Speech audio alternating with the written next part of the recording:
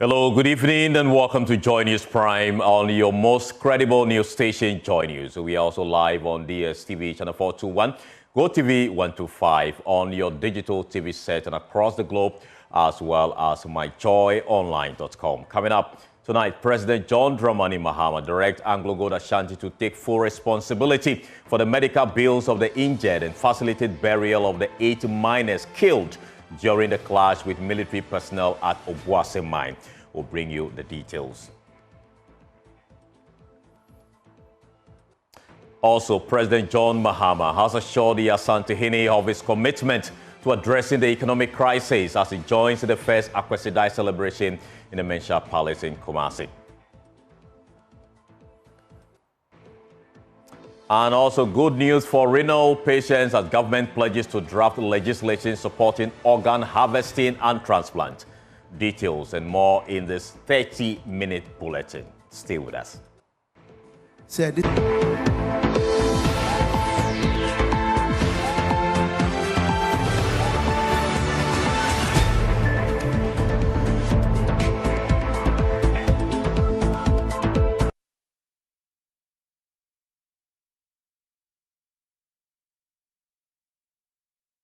Let's begin from the presidency because President John Dramani Mahama has ordered immediate investigations into the Obuasi clash, which has led to the loss of several lives. A violent clash between small-scale miners and military personnel Saturday night guarding the AngloGold Ashanti Obuasi mine tragically claimed 8 lives, with others sustaining serious injuries to their arms, chest, legs, and other parts of their body.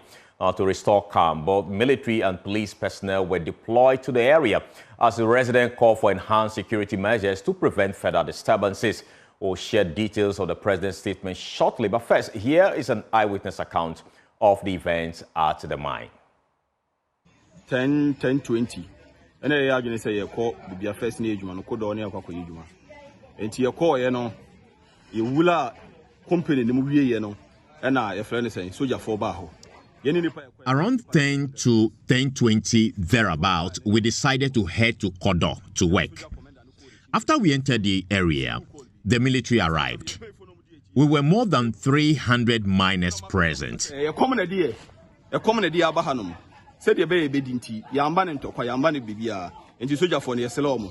And to command and question or receive call now. Once they packed their armored vehicle, the commander received a call. At that moment, our leaders knelt down and raised their hands, telling the soldiers that we were only there to earn our daily bread, not to fight or cause any disturbance. However, after the commander ended the call, he cocked his gun, pointed it to the ground, and suddenly began spraying bullets into the crowd. The shooting continued relentlessly for about 30 minutes. As people fled, the soldiers shot at them from behind. I know that soldiers are not supposed to shoot at fleeing individuals. Look, people's brains were scattered all over the place. I can provide videos to show the horror. The area is abandoned, one of 7 locations where AngloGold Ashanti no longer operates. What crime have we committed? We were only there to make a living. And for these human beings were killed like mosquitoes. Look at the people who have been killed. More than 7-8 good years. When you were in a fool, and also Mamma Monko. Was it me and call? South Asia because a new alternative, a common idea. You were Busia or Yellow Wambao. South Asia, and the option, the only option I have for survival. We live in this town, Obuasi. You set up your company here and left us hungry. Or is it because we don't have anyone to speak on our behalf? We went there because we are desperate to feed our families and children. Now, President Mahama has since tasked AngloGold Ashanti to bear the medical bills of affected persons as well as bury the dead. Let's share full details of that statement with you. There you have it on your screen, and it was altered today, Sunday, January 19, 2025. and Obuasi Mine Death. President orders investigations. It reads, the government wishes to express deep regret over the tragic loss of up to 8 lives said to be illegal miners following a violent clash at a mining site in Obuasi.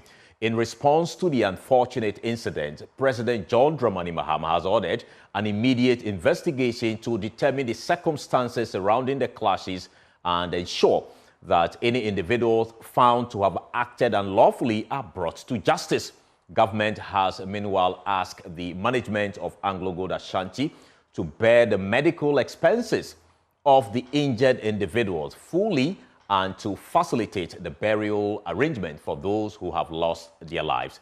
The security agencies have also been tasked to take prompt action to restore peace in the area and implement measures to prevent similar occurrences. Now, that statement has been signed by Felix Kwachi Ofosu, the acting spokesperson to the president. Meanwhile, the Ghana Armed Forces has also defended its response to the incident, stating the action was in self-defense. This was contained in a statement issued a while ago, which I would like to share with you. There you have on your screen. And as you can see, it's dated 19th of January 2025. Illegal miners fire at troops on duty at AngloGold Ashanti mines. And on Saturday, 18 January 2025, at about 2300 hours, that's 1 p.m., illegal miners numbering about 60 breached the AngloGold Ashanti mines security fence and intruded at a Côte d'Or ramp. The aim of the illegal miners was to enter the deep decline of the mines.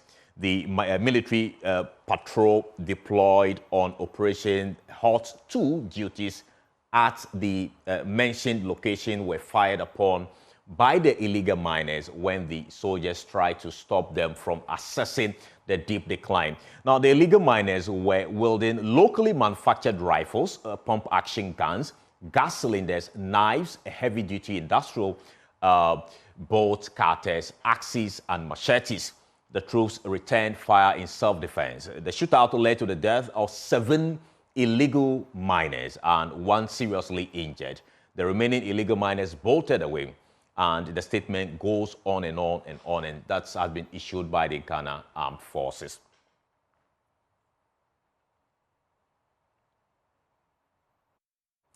Let's take you now to the community and get a sense of the current situation there. And my colleague Emmanuel Bright Kweku joins us live. Grateful for your time here, Emmanuel. We understand that there is a significant security presence in Obuasi at the moment. Tell us more. All right, so Carlos, as you rightly mentioned, there is heavy security presence in Obuasi as we speak now. When I was leaving the community at the time, I spotted a vehicle or a police vehicle, a large police bus. I could count at least 50 police officers have been deployed from the Ashanti South Police Command to be in Obuasi. And also, when I was moving about in the town itself, I met some military vehicles also in there. I saw some 2 military vehicles in the town and patrolling from one end of Obuasi. If you've been to Obuasi, Obuasi is now into 2 municipalities. We have the Obuasi East and then the Obuasi municipal itself.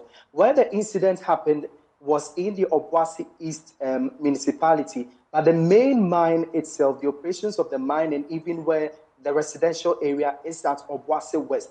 And so the military were patrolling from this side, from the Obuasi East side to the Obuasi West side, to ensure that the residents in both communities do not have to fear for the escalations or tensions that have been brought earlier this morning, as we have it that they burned some vehicles and then torched some properties in the area. Carlos. Right. So what is the latest update regarding the deceased, particularly those who were Muslims?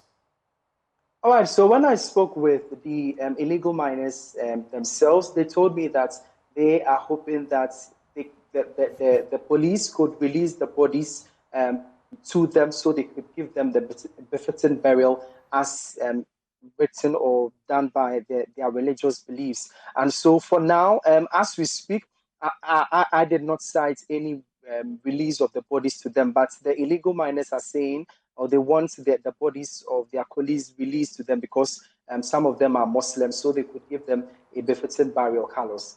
Right, so the president has also ordered Anglo Gold Ashanti to take full responsibility for the medical expenses of the affected persons as well as the burial of the dead. How has the community been responding to this latest development?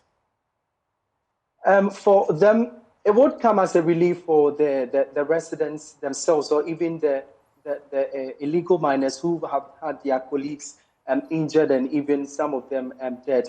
And so this is coming as a news that they are hoping that Anglo Gold Ashanti Obuasi Mine would oblige.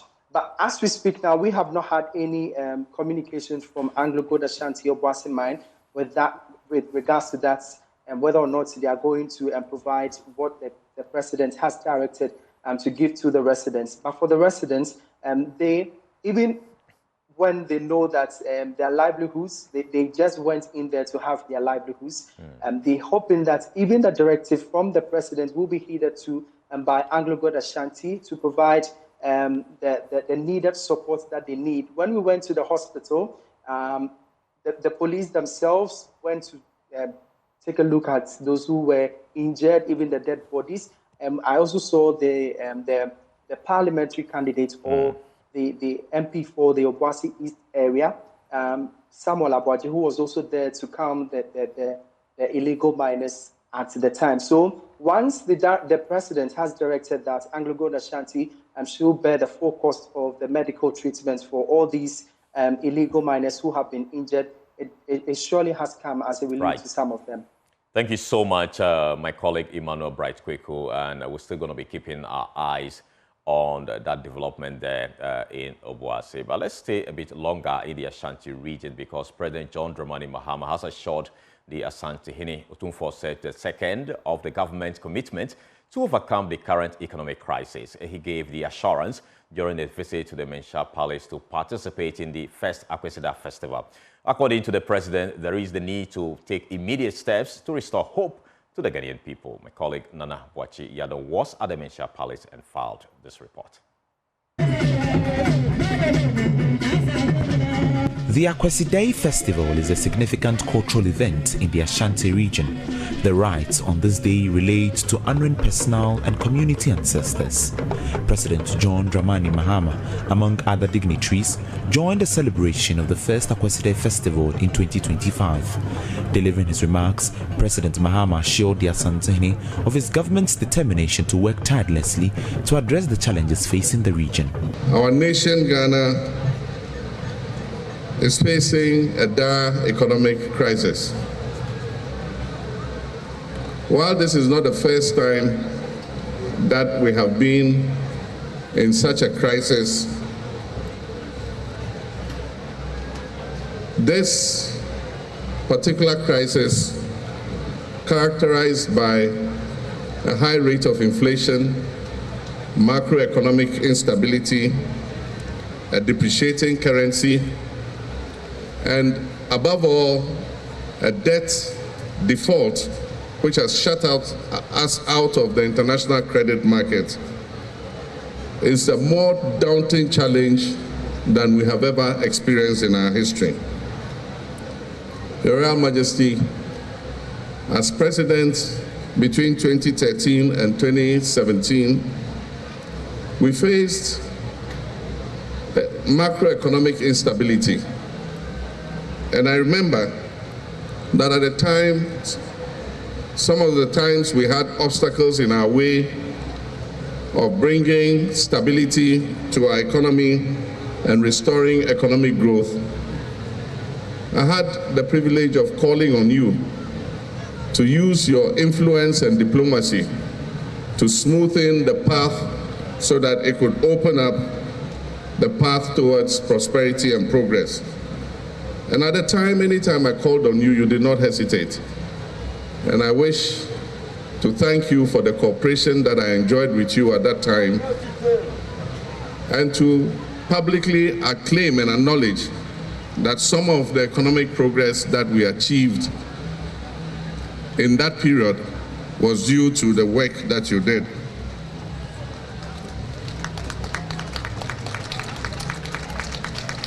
Your Royal Majesty, as we have inherited a difficult economic situation, I'll be calling on you again from time to time. And I know that when I call on you, you will not hesitate so that we can work together to put our nation, Ghana, back on its feet. Your Royal Majesty, I want to take this opportunity to thank the people of Ghana for the confidence reposed in me and the NDC in electing us to government. I know that your expectations are very high, and I know that the challenge that we face are very daunting, but I can assure you that we will do our best and will work our hardest to be able to overcome these challenges and make Ghana a better place for our children and our grandchildren. According to President Mahama, several projects abandoned will be tackled. Your Royal Majesty, when I was president, you and I worked on several projects here, not only in Kumasi, but in your kingdom, Asante Mine. I remember we worked together on the KJTR market. We worked together on the Kumasi International Airport. We worked together to build many schools, which we call the E-blocks, in several areas of your kingdom. We worked together to expand access to healthcare by building hospitals, some of which we did not complete. There are many projects that have been left uncompleted. The Sewa Hospital is not operational because there's no electricity, there's no water, and the road to the hospital has not been constructed. I wish to assure you that we will tackle it immediately. Speaking on behalf of the Asantehene, Mampohene Dasibre Osei Bonsu asked the president to fulfill all the promises he made during the campaign period. All the undertakings and the promises that you've made over the air, off the record, in quiet tete-a-tete, in quiet chambers, on friendly lines, please, in the name of Otufuo, publicly now, I implore you to fulfill all your promises to us in the great Ashanti Kingdom. The president is expected to later hold private engagements with the Asantehene in finding a lasting solution to the Boko conflict. For Joy News, Nana Boachi Dankwa Yadom, Kumasi.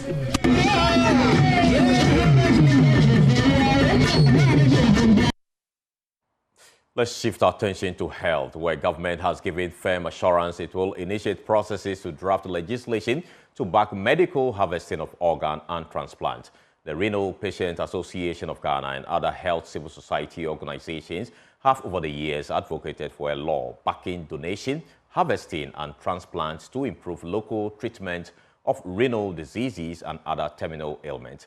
The call has been reinforced by Acting Chief Executive Officer of the Kolebu Teaching Hospital, Dr. Frank Osu-Setre, at the Thanksgiving service of the Sky Group on Sunday.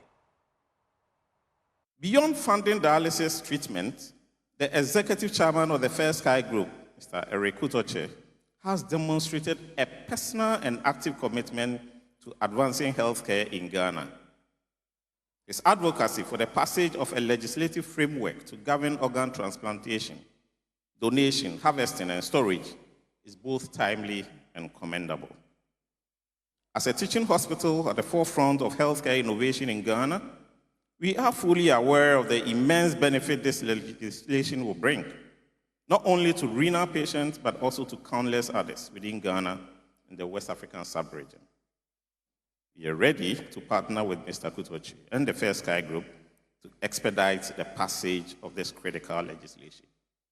Now again, permit me to just digress from this script, that in a country where road traffic accident continues to be one of the major causes of death, it is it is very obvious that we need to come out with this transplantation program, not only for kidney, but for heart, for lungs, and for bone, for other organs that is done out there. I am a pediatrician, and I worked in intensive care. There is something we call brain death. Somebody could be brain death. What it means is that a person is not going to get out of the intensive care unit, but the organs are still salvageable. And it is something that we can be able to use to help others who probably would just need just one aspect of that and continue to survive. Unfortunately, we don't have the legislation to back it, so that things are done in a concerted effort as is done out there. So here, I will add my voice to Mr. Kutochi that we need to look at the legislation that will back organ transplantation, organ harvest, storage, and transplantation.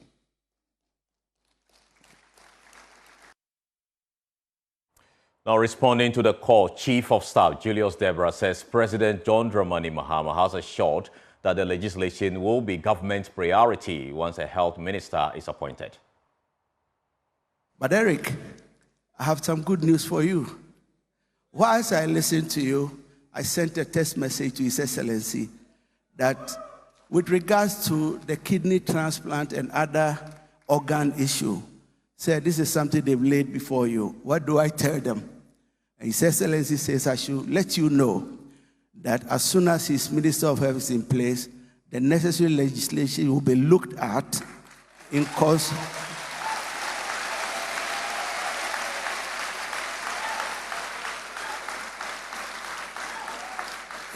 In consultation with our various traditional authorities and advocacy from the various CSOs to ensure that we get this in place. Because as a country, kidney issues are becoming a bit rampant, and we cannot sit unconcerned. Leadership needs to take the bold step for us to do something about it.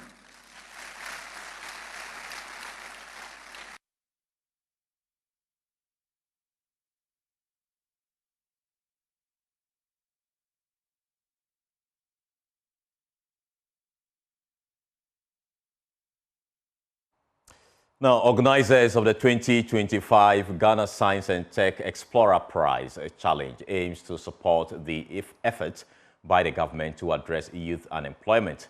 During the induction ceremony for the semi-finalists, STEM experts demonstrated their readiness to mentor the participants, equipping them with business skills and preparing them for real-world challenges. There's more in the following report. But Eric, I have some good news for you. Youth unemployment remains a significant challenge for governments with little progress despite various initiatives. The private sector is now taking the lead in tackling this issue. So those in front, you can start drawing.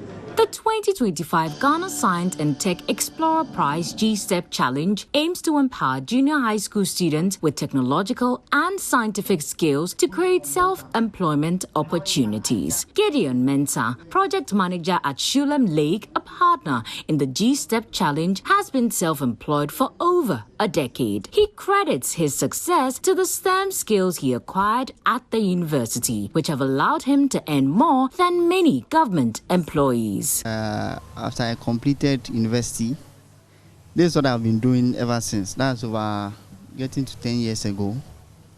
Yes, STEM is one, let me say, sector that has a lot of opportunities. The ability to brainstorm and solve problems with these ideas. Business coaches are also playing a key role, mentoring the participants and preparing them for real-world challenges. During the challenge, we have a session where we call the business development framework or the business model canvas, things that are related to business, because we want the teams to understand that, yes, you can have the idea, yes, you can have the prototype, but if you are not able to make a business out of it, if you are not able to sell the prototype that you are developing, then it's almost coming back to the issue of, having the ideas, not being able to sell, and then becoming unemployed. So there are people who are inventors, but they don't know how to market their product.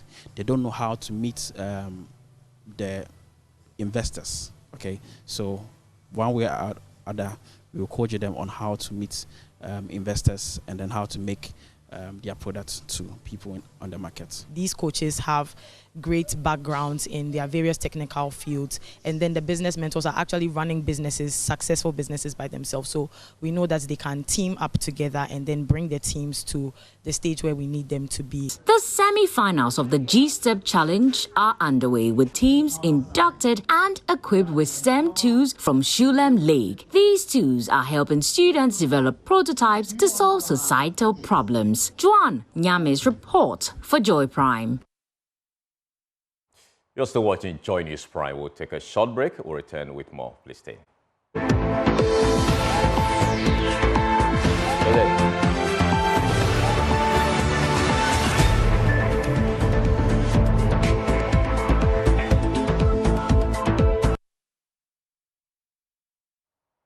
Now, before we go, Israel says 3 hostages who had been held by Hamas in Gaza for 15 months are back in Israel's territory.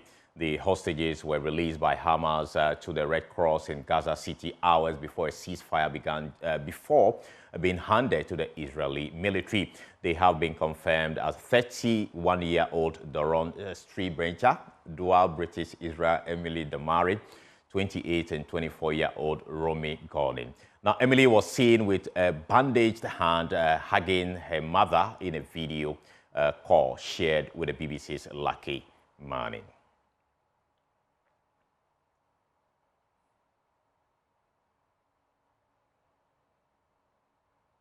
Well, that's all we have time for here on the JoyNews Prime. You can log on to myjoyonline.com for more stories. My name is Carlos Caloni. Thank you so much for watching. Have a great evening.